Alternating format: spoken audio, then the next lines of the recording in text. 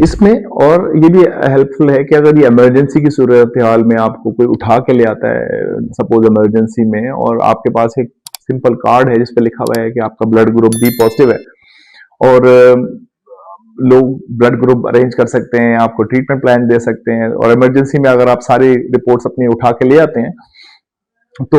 आपका सही इलाज फौरी और जल्द हो सकता है, जिसमें आपकी जान भी बचाई जा सकती है। तो जो सिंपल रूल है मरीज का डॉक्टर के पास आने के लिए, क्योंकि डॉक्टर के पास भी भाई बहुत ज्यादा टाइम के प्रॉब्लम्स होते हैं, 40-40 मरीज ओपीडी में मरीज बैठे हुए हैं, उनको देखना है, रश हो रहा होता है, और वहां पे एक के ऊपर एक मरीज जो है ना वो वेट कर रहा होता है। उसमें जब आप रिपोर्ट्स नहीं लेके आते और अननेसेसरी डिले होता है, तो मुझे पता है उसमें किसका नुकसान होता है। उसमें सिर्फ और सिर्फ मरीज का नुकसान होता है। मरीज का ट्रीटमेंट डिले होता है, मरीज का ट्रीटमेंट की जो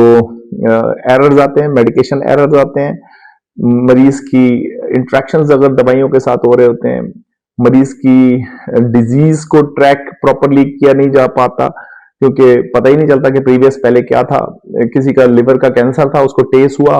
अब उसके बाद उसको कहा कि भाई पिपका 2 और उसको करा के लेके अल्फा फीटोप्रोटीन सीटी स्कैन,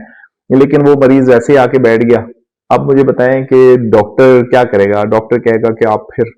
दोबारा आइए ये सारा कुछ करा के, तो ये अननेसेसरी डिले हो गया मरीज के लिए। तो आप, ये सारा इंपॉर्टेंट है कि आप अपनी तमाम चीजें फौरन,